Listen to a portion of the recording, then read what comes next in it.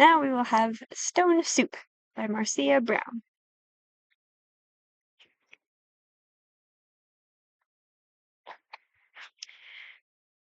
Three soldiers trudged down a road in a strange country. They were on their way home from the wars. Besides being tired, they were hungry. In fact, they had eaten nothing for 2 days. "How I would like a good dinner tonight," said the first. "And a bed to sleep in," said the second. "But all that is impossible," says the third. "We must march on." On they marched. Suddenly, ahead of them, they saw the lights of a village. "Maybe we'll find a bite to eat there," said the first. "And a loft to sleep in," said the second. "No harm in asking," said the third. Now the peasants of that place feared strangers. When they heard that 3 soldiers were coming down the road, they talked among themselves. "Here come 3 soldiers. Soldiers are always hungry. But we have little enough food for ourselves." And they hurried to hide their food. They pushed sacks of barley under the hay in the lofts. They lowered buckets of milk down into wells. They spread old quilts over the carrot bins. They hid their cabbages and potatoes under their beds. They hung the meat in the cellars. They hid all they had to eat. Then they waited.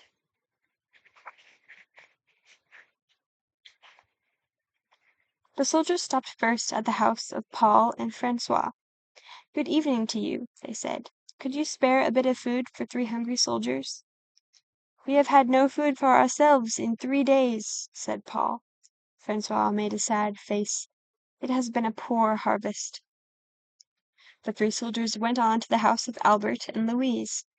"Could you spare a bit of food, and have you some corner where we could sleep for the night?"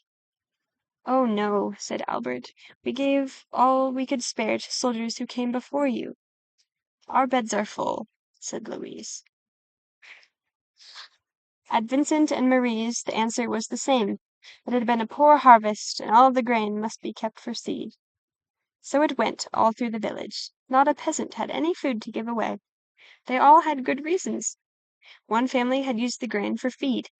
Another had an old sick father to care for. All had too many mouths to fill.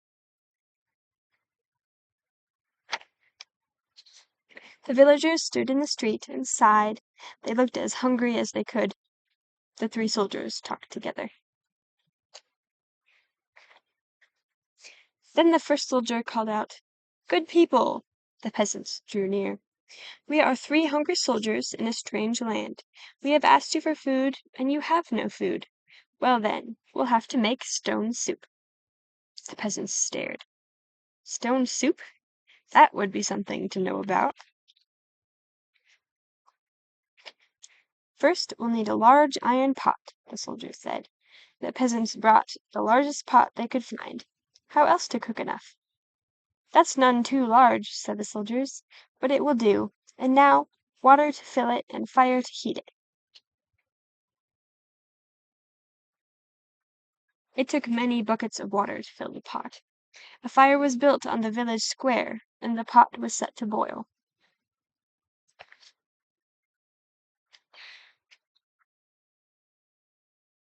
"And now, if you please, 3 round, smooth stones." Those were easy enough to find. The peasants' eyes grew round as they watched the soldiers drop the stones into the pot. "Any soup needs salt and pepper," said the soldiers, as they began to stir. Children ran to fetch salt and pepper. "Stones like these generally make good soup. But oh, if there were carrots, it would be much better." "Why, I think I have a carrot or 2," said Francois, and off she ran. She came back with her apron full of carrots from the bin underneath the red quilt. "A good stone soup should have cabbage," said the soldiers, as they sliced the carrots into the pot. "But no use asking for what you don't have." "I think I could find a cabbage somewhere," said Marie, and she hurried home. Back she came with 3 cabbages from the cupboard under the bed.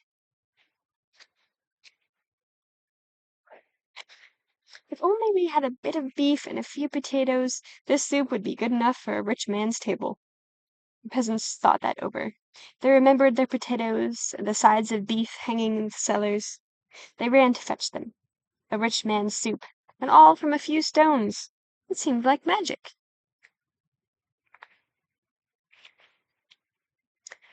Ah, sighed the soldiers as they stirred in beef and potatoes. If only we had a little barley and a cup of milk, this soup would be fit for the king himself. Indeed, he asked for just such a soup when he last dined with us. The peasants looked at each other. Soldiers had entertained the king. Well! But no use in asking for what you don't have, the soldiers sighed. The peasants brought their barley from the lofts. They brought their milk from the wells. The soldiers stirred the barley and milk into the steaming broth while the peasants stared.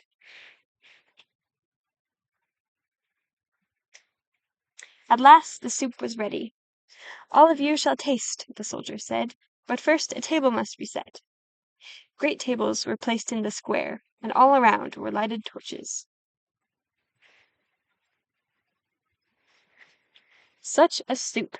How good it smelled! Truly fit for a king.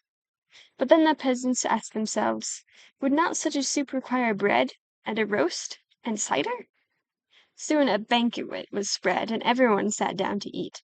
Never had there been such a feast. Never had the peasants tasted such soup. And fancy, made from stones. They ate and drank and ate and drank, and after that they danced. They danced and sang far into the night.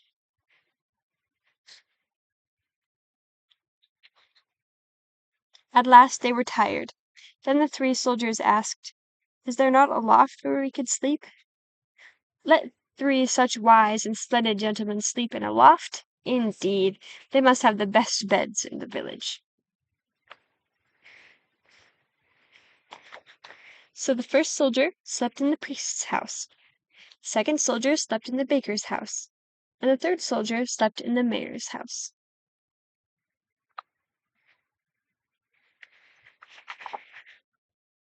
In the morning the whole village gathered in the square to give them a send-off.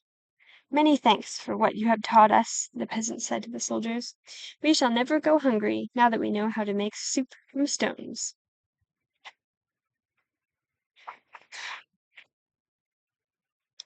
Oh, it's all in knowing how, said the soldiers, and off they went down the road.